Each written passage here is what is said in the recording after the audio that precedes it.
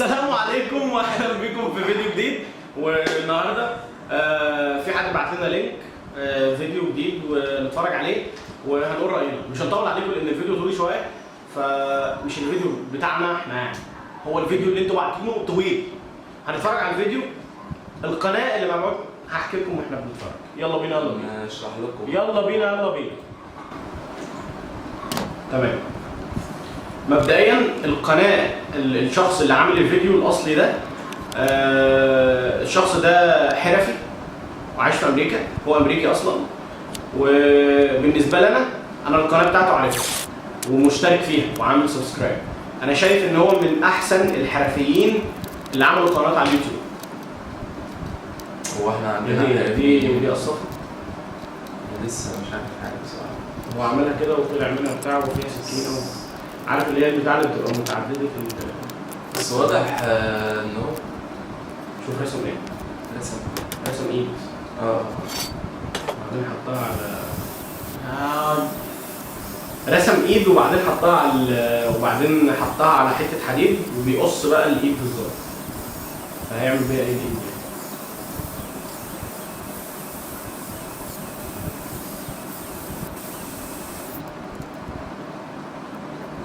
مش عارف. والله هو واضح ان هو مش حرفي يعني، ده فنان تشكيلي. بيقول لك ان هي زي ايه بالظبط.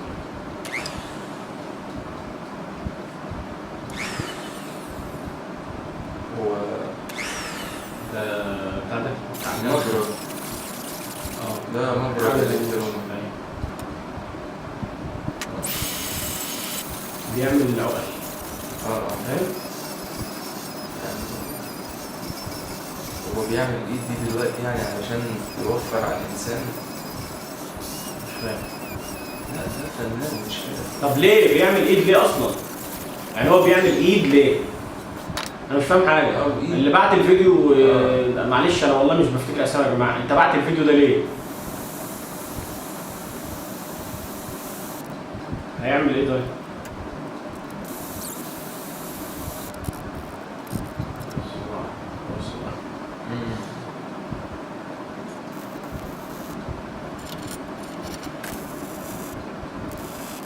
شوفوا الكيف بقى اللي هو المزاج، ان هو هيقعد يعمل حاجه بمزاج، ما فيش بقى ولا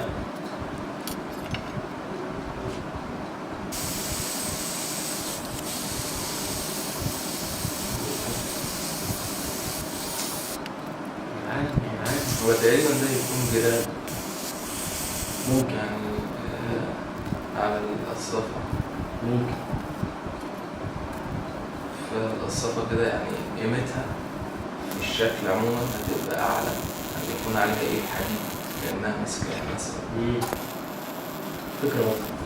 هو ممكن فعلا يكون بيعمل كده. وممكن يكون بيعمل الإيد دي بعيد خالص عن بعيد. لا يا معلم انت صح يا معلم. نجربها.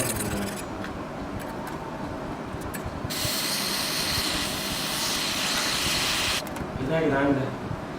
هو الناس دي سابقانا في كل حاجة؟ يعني احنا مفيش حاجة هم مش سابقنا فيها؟ هو ايه يعني ايه الهدف؟ يعني ايه الهدف من ان الايد دي تكون جراب يعني؟ هو الشغل جميل كشغل فني وحرفي، يعني فني قبل حرفي، هو فنان بس لسه برضه ما وصلتش هنعرف هو بيعمل ايه بالظبط.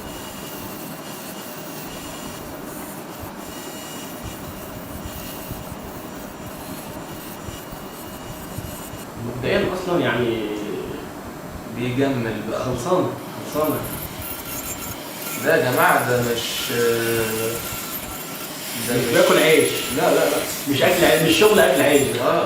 ده عامل هنا شايفين رائد شكل جديد يعني. لا بص بيعمل كانها العظم بالظبط بيعمل ايد فنان تشكيلي نحات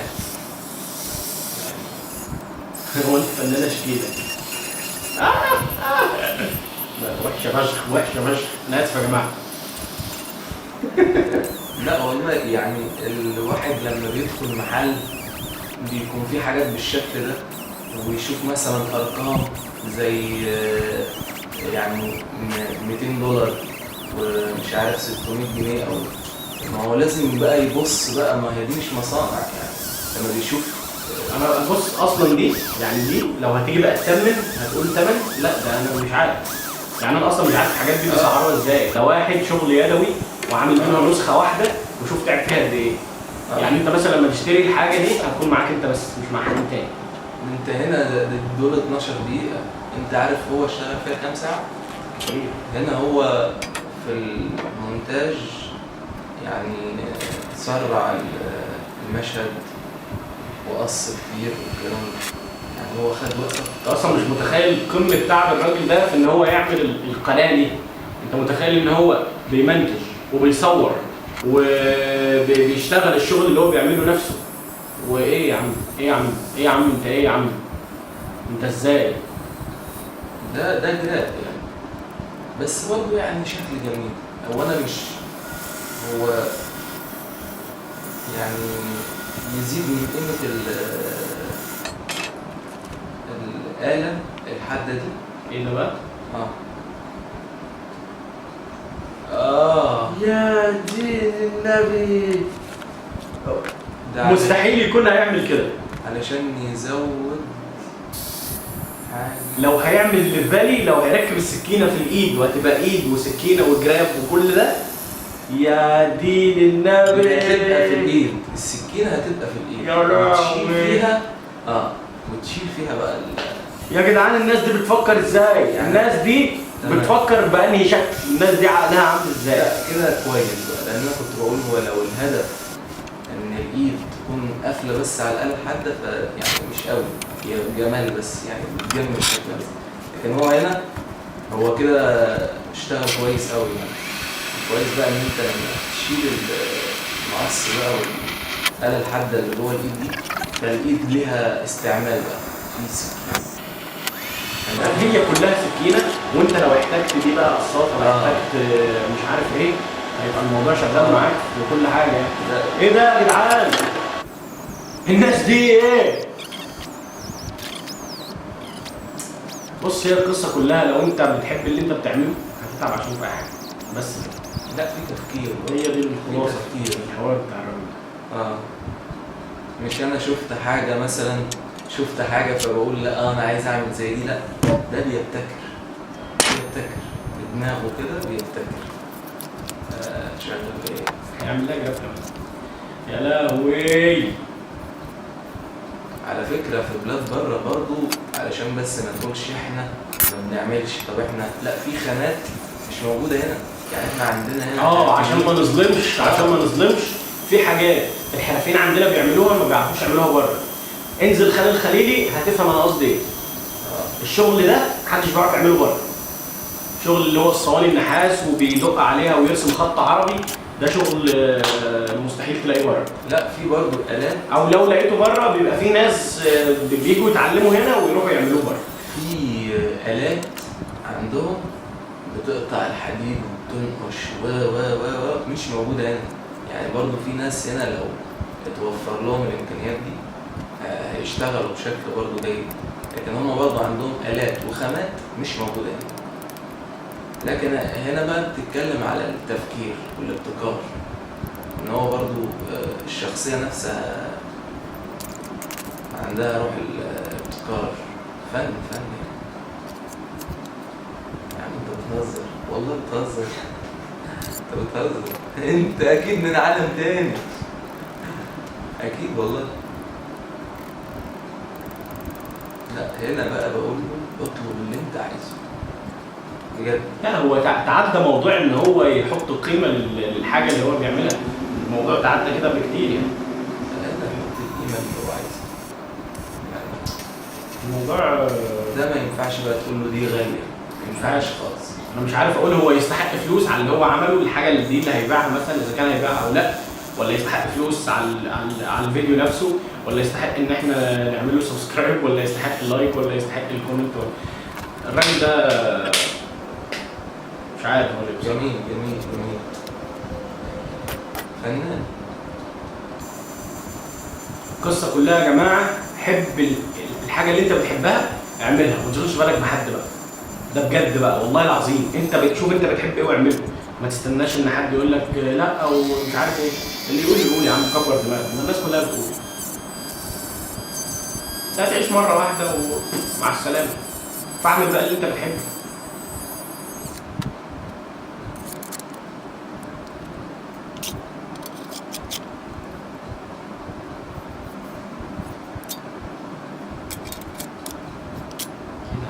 ايه ده يا عم، ده يا عم والنبي ده يا عم.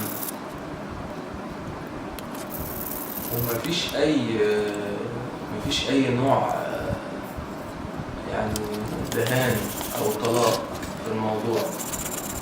يعني هو بيجملها من نفسها بالمبالغ بقى يا عم انت شايف اصلا الاتقان اللي هو فيه، بيلمعها وبيظبط كل حاجه. يعني لو بتلمع فهي بتلمع من الخامه اللي هي منها، صنفر بقى. الموضوع متعب وشغل طويل، شغل كتير، ده شغل ساعات ان لم يكن ايام.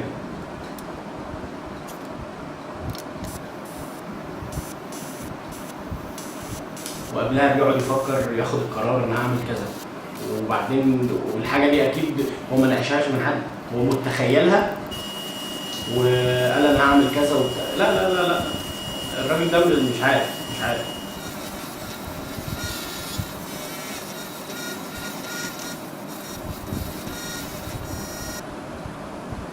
اهو زي ما بكلمكم بقى، الآلة دي بتلمع بقى هي اللي هو منه فيه. بص دي ودي في دي. شوف الجراب اصلا شكله بيلمع ازاي. بص بقى معاك سكينه، معاك يا ولا يا ولا. شوف بقى بيجرب السكينه، بيوريك السكينه حد قد ايه، بيجربها على شعر ايده. لا ده صنايعي، ده صنايعي وحرفجي، عارف يعني، عارف هو بيعمل ايه. لا ده فنان. شوفوا عامل لها طبعا مسند للجيب. بص يا معلم بقى،